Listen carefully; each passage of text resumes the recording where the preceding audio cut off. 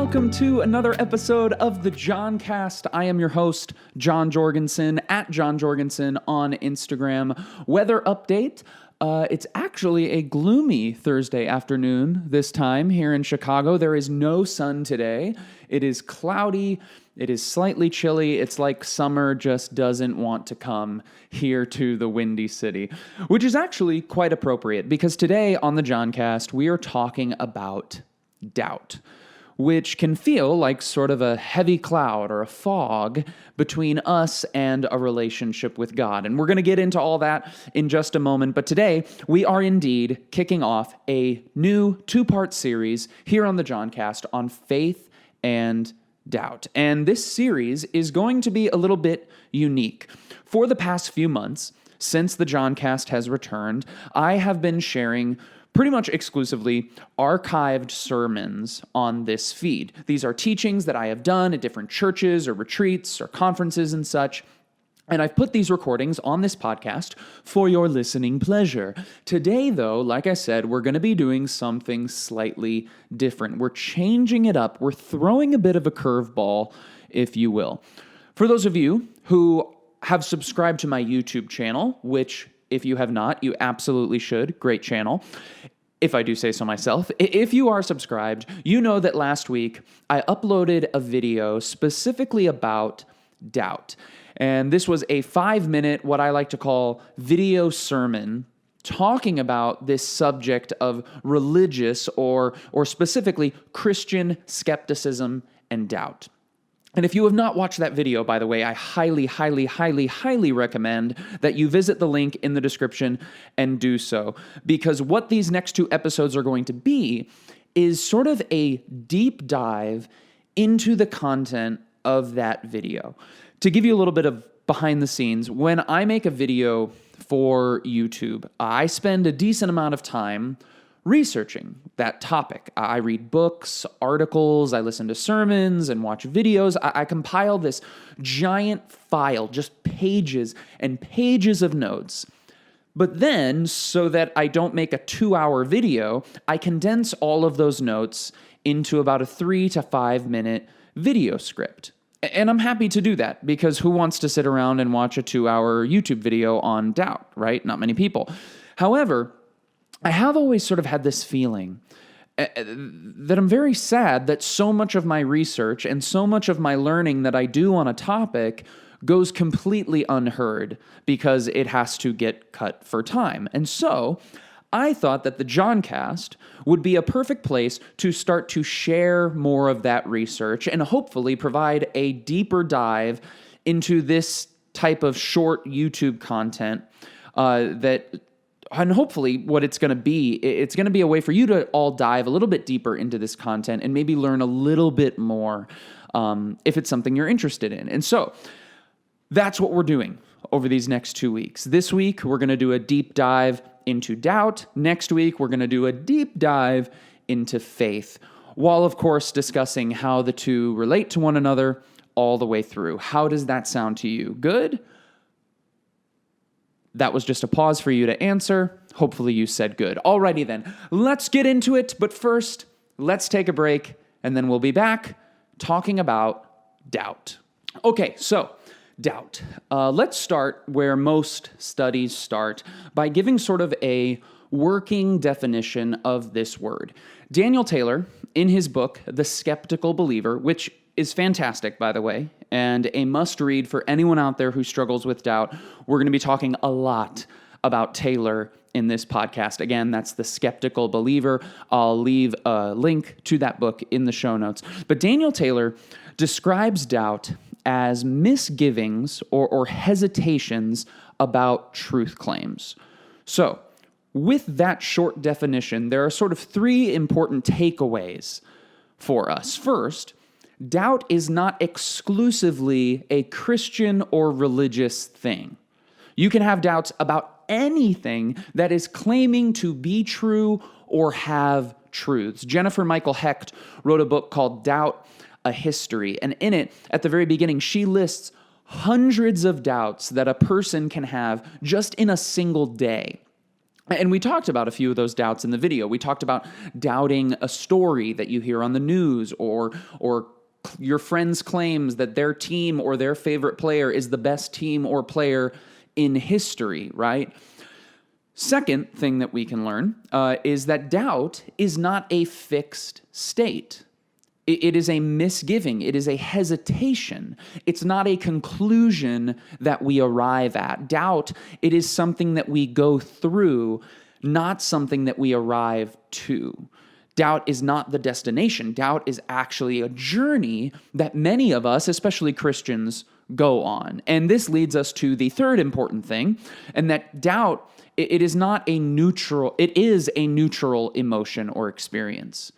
Oftentimes, doubt, especially in a religious or Christian sense, it gets such a negative connotation, but doubt in and of itself is actually amoral. It is not good or bad, because logically, if you think about it, if you're doubting a truth claim that actually ends up being untrue, then your doubt has actually been good for you in that circumstance. Like if you doubt your friend telling you that if you jump off this 100-foot cliff without a parachute or a bungee, you're going to survive. If you doubt that that's true, your doubt has actually saved your life in that situation. So has hopefully your common sense, but that's for another podcast. Again, looking at Daniel Taylor, he says, much like tolerance, doubt is not in itself an automatically good or bad thing. It is neither a virtue to doubt, nor a virtue to never doubt. As usual, context is crucial. So doubt as a construct is amoral. It's neither good nor bad until you put it into context, and it takes place in almost every area of our lives. But for our purposes today, our main discussion here is surrounding religious doubt and specifically Christian doubt. And for this, Taylor narrows his definition a little bit. He says that Christian doubt is misgivings about the claims made in the Christian Bible and in subsequent church history about God, Christ, and the human experience. So, by this definition, doubt, specifically Christian doubt, can be rooted in many different places. You can have doubts about the truth claims of the Bible. Sure, that's what many of us have. You can doubt that God really created the world in 7 days. That is a very popular doubt that many, even believers and non-believers have about the claims of the Bible. But you can also have doubt about the truth claims of the church. Maybe for you, you've had a pastor say to you, God won't give you more than you can handle. Well, that is not directly written in the Bible. And so in that case, your doubt, it is not rooted in Scripture, but in a human or institutional claim about God. And finally, your Christian doubt can be rooted in your own human experience. You may hear that God is all-loving and all-powerful, and yet there is evil and suffering in the world. And so your doubt starts to turn in your head. If God is all loving, he wouldn't want us to suffer. And if God is all powerful, then he could immediately stop all suffering. And yet in your experience, God has not stopped evil or suffering. So Christian doubt, hopefully you're seeing, it can be rooted in a variety of specific places. And I think this is really important for us to understand, because I think when we experience doubt in our faith, we have to get specific about where those doubts are coming from. For example, if we hear about certain corruption within the church, this has been very prevalent in the area where I live. There are two of the most influential churches in the Chicagoland area have both been rocked by scandal over the last 18 to 24 months. Scandals like domineering leadership, sexual assault, questionable management of finance. And we can hear about all that, or even we can be affected by that in our own church. And we can start to have doubts or misgivings about every truth claim that pastor has ever made about God or the church's effectiveness. That would only be natural, to start to question or doubt everything that person has ever said on a stage, because we find out what they're doing behind the scenes. And in those moments, we're sort of tempted to look at Christianity and just throw the whole thing out the window. But if we take a moment and critically think about the source of our doubt, we will realize that in this specific scenario, I am not actually doubting God. I'm actually doubting that pastor. I'm not doubting God. I am doubting a person who is claiming to do God's work. Are you with me on this? I think it's really important that we get specific about the root of our doubts. Because when we don't, like we said, we're tempted to just throw out all of Christianity or all of faith. And that's actually not necessary most of the time. So we have a definition. We understand doubt. We understand Christian doubt. But now, the main question and the main heart of this discussion is, what do we do with that, right? When it comes to our misgivings about God and his existence, or God and his goodness, or truth claims about the church, when it comes to the doubts that we have, that I have, that I'm sure that you have, what do we actually do with them, right? And this question, it was articulated really well in my research by Lee Strobel, who asked this question: how can we respond to our doubts in ways that will help us emerge even stronger as a result? And I have to be honest, when I first read that, I really thought to myself, is that even possible? Because for me, growing up in church, being a doubter, it was almost like a scarlet letter that you were strapped with. And when your youth leader would say things from the stage like, I know some of you have questions, they were always looking right at you, right? They were always looking at the one kid who was a skeptic or who had lots of doubts. And a lot of times in the church, if someone is skeptical or if someone is wrestling with doubts, then that person is almost not considered to be a real believer most of the time. It's not necessarily outright spoken. It is subtly the way that they are treated. It's subtly the way that they are viewed. We almost put that person in a different camp. And I think this is a practice that we need to absolutely destroy. Because as we talked about earlier, we all doubt. We all have misgivings. And it's more about how we engage with them and what we do with them. And for that, I want to talk about healthy versus unhealthy doubt. And for that, we have to go back to Daniel Taylor. In his book, Taylor gives us this construct of healthy versus unhealthy, or what I would call less healthy doubt. Healthy doubt is defined as a refusal to settle for lousy answers to good questions. So the question, for example, of how can Jesus be both fully God and fully man? This is a great question. This is a question that a lot of people have. This is a question that logically doesn't make a whole lot of sense to people. And a lousy answer to that question would be, well, you just have to believe, right? That's a pretty lousy answer to that question. But if you have that doubt, and if you refuse to settle for that lousy answer, you might start reading, right? You might start researching and having conversations and praying about that question. And through your searching, you might start to understand the necessity for God to come and to live as a perfect human. Because when God did that, he was fulfilling the law. And because Jesus was able to fulfill the law perfectly, he was able to have a perfect relationship with God. And Jesus needed to be fully God in order to fulfill the law perfectly. He needed to have the power to not sin. But he also needed to be fully man so that on the cross, he could transfer that holiness, he could transfer his perfect relationship with God over to us and take on our punishment as a man.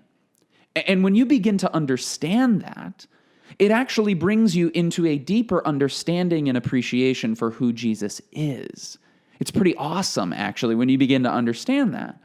And it very well could be a doubt or a question that led you there. But you can deal with it in a healthy way.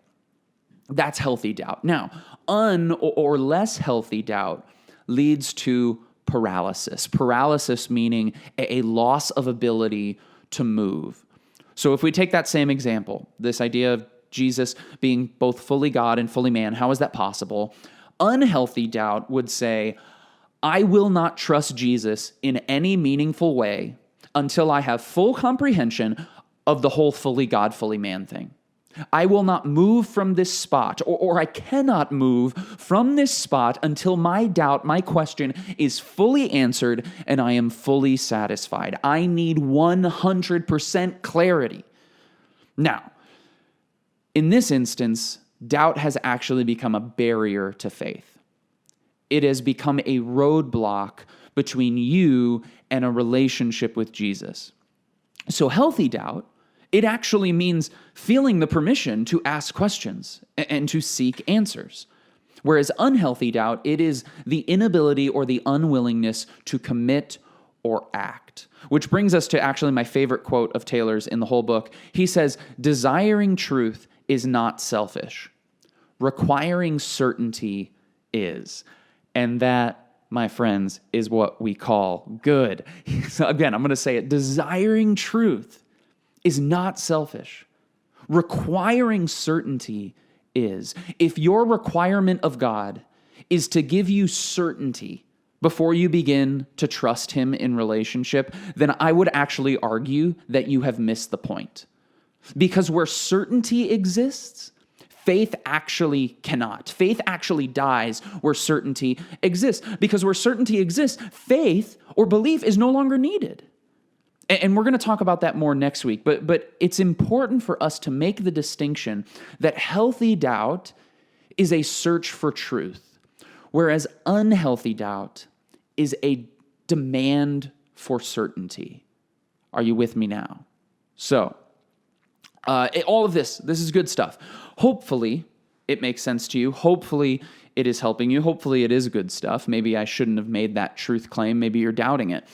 But now I actually want to take a right turn, and I want to look at doubt in the Bible. What does the Bible actually say about doubt? And I want to do this first by just tackling some popular verses on the subject. So, hopping right into the Gospels, Matthew chapter 21, Jesus, he's standing at a fig tree, and it says this. It says, Jesus replied, "Truly I tell you, if you have faith and do not doubt, not only can you do what was done to this fig tree, but also you can say to this mountain, 'Go, throw yourself into the sea,' and it will be done."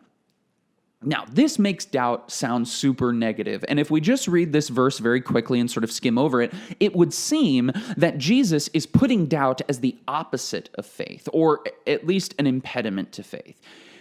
And one of those things is actually true. Doubt absolutely can be an impediment to faith, but it is not necessarily the opposite. I believe that in this verse, Jesus, he is talking about perfect or ideal faith when he says, if you have faith and do not doubt.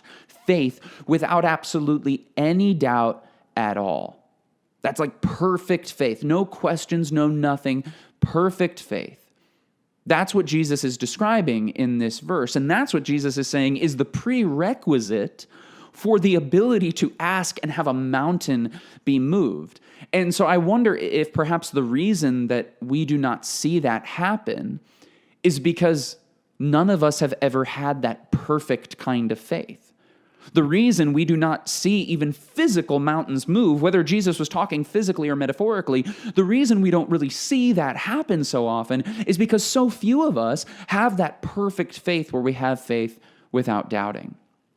Later on in Matthew, after the resurrection, Jesus, he's speaking with, the author is speaking about when Jesus appears to his disciples, and it says, when they saw him, they worshiped him, but some doubted. And I think it's really interesting to think about what the verse does not say here. The verse does not say that some worshiped as all the other people who were not worshiping were doubting. It actually says they, meaning all of them, worshiped, but some of those who were worshiping were also doubting. It is possible to worship God through or even in the midst of our doubts. It is possible to show up to church on Sunday morning with questions, with misgivings, with hesitations about what the church is teaching on, and yet still engage in worship, and yet still seek the presence of God. Then in John chapter 20, again, this is after the resurrection. This is a quote from Jesus. It says, "Stop doubting and believe." Again, this would seem that faith and doubt are total opposite ends of the spectrum. But it's important to point out that the Greek word here is apistos or apistos, which is usually translated as unbelief or unbelieving. So the verse maybe more accurately says, stop not believing and believe. Not stop asking questions or stop searching for truth, but stop giving in to unbelief. We talked about this a little bit in the video with the tug of war analogy, how doubt is this mental, emotional, and spiritual tug of war that happens in our minds and in our hearts. But it is not a tug of war between belief and doubt. It's actually between believing and not believing. And then doubt or our questions or our misgivings, that's the tension. That is the rope between belief and unbelief. And lastly, I want to talk about Psalm 73. Now, this is perhaps the passage that is most brought up in this doubt conversation. And again, we talked about this one in the video. This is a psalm where the poet, whose name is Asaph, is deeply troubled because he has seen the way that people who live these wicked and selfish lives apart from God, these people who just sort of do whatever they want, have their own morality, just take whatever they can, he sees how those people in this life, they so often prosper.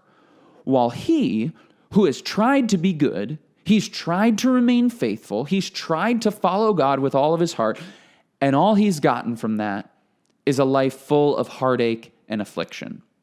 And so here, Asaph, he is doubting the truth claim that God is good or shows favor to the people who follow him. Because Asaph, again, he looks at his life experience and it isn't aligning with what he has been taught about God. There is a tension right there. But again, as we said in the video, Asaph doesn't ignore that tension. He doesn't run from it. But here in this psalm, this poem is actually him engaging with it. And Tim Mackie focuses heavily on this psalm in his sermon, Praying Through Doubt. And I highly, highly recommend, if you haven't listened to it, you absolutely should. If you don't know who Tim Mackie is, he's a founder of the Bible Project, an amazing scholar. He has taught me so much, and I'm so grateful for him. So make sure to check out Tim Mackie. He'll be linked in the description as well. And in his sermon, Praying Through Doubt, he points out the irony, which I think is kind of funny, this irony that Asaph, working through his doubt in this poem actually became part of God's word, which is a tool for building faith. So his wrestle with doubt actually became a tool for building faith, which, again, this is a great example of the sort of redemptive potential for healthy doubt. If we engage with our doubts in a healthy way, if we seek truth in those questions, then God can actually redeem that struggle. God can actually use that struggle not only for our good, but also for the good of others. And for the poet, and for Asaph in this instance, his moment of doubt actually became a moment of growth, not only in his faith, but also in the faith of millions of readers who have read his words in Psalm 73, who have sympathized with his struggle, and who have followed his example. And in the culmination of the poem, Asaph says this. He says, when I tried to understand all this, when I tried to understand why the wicked prosper and why the righteous seem to live in affliction, when I tried to understand all this, it troubled me deeply till I entered the sanctuary of God. Then I understood their final destiny. By pursuing God through his doubt, Asaph received this heavenly perspective to see the eternal implications of wicked living. Not what they receive temporarily because they're only out to get stuff for themselves, but the eternal implications of it. And when he saw this, his faith was strengthened as a result of it. And Mackie describes this pursuit in such a beautiful way. He talks about seeking God's presence in his absence. And I just love that idea that when God seems like he's not there, maybe that's only because God is revealing himself in a way that we've never experienced before. And so when we, instead of just assuming that God isn't real or just kind of throwing everything out, again, when we actually seek God's presence in his apparent absence, we actually have a chance to experience God in a way that we never have before. And ironically, again, this is Mackey's genius, not mine. He points out that at the culmination of Jesus' life on the cross, it was actually the moment when God was most absent from Jesus that God became most present for us. And doubt, it often comes with this feeling that God is absent, that God is not there, that God is not even real, maybe. But I think the foundation of our faith is the truth that God is present, even in his seeming absence, even when it seems like he's not there, which means that God is actually present in our doubts. He is near you when you question. He is near you when you are frustrated or when you're confused or when you feel like you're in this heavy fog. God is present in the absence. And he invites you to use that doubt as a tool to actually help grow your faith and increase your dependence on him. And a very practical, real-world example of this right now, I'm seeing this happen for my friend Caleb. Caleb is a doctor. He's good-looking. He's super athletic. He's kind of like the perfect guy. But Caleb, he grew up in a pretty traditional Christian home where he never really questioned anything he was taught. It was just, he did, Bible trivia and knew everything about the Bible from a young age and just sort of accepted everything that he was taught in church. But in the last several months, Caleb has actually begun to experience some doubts, some questions, some misgivings about the things that he was taught as a kid. But these doubts and these questions, they haven't led Caleb away from faith. He hasn't just tossed everything out, but he has actually used them as a way for him to engage with his faith with an intensity that he never has before. Every time I see him, we start talking about a new book he's reading or a new thing that he's learning from or about God. And today, Caleb would tell you, if he were sitting right next to me, he would tell you he probably has more questions than ever. But at the same time, he also has more passion and faith than ever. And that's the kind of implication that a healthy engagement with doubt can have on your faith. I think something that we don't talk about enough in the church and with each other as Christians is the potential that doubt has to be redeeming. The redemptive potential of doubt to actually move us closer toward God. This idea that if Romans 8:28 is really true, if God really does work out all things for the good of those who love him, who are called according to his purpose, that means that God can even work in your doubt to bring you closer to him, to bring you into a deeper understanding, a deeper appreciation of his goodness, of his love, of his grace, of his joy, and of his peace. That's the kind of implication that doubt can have.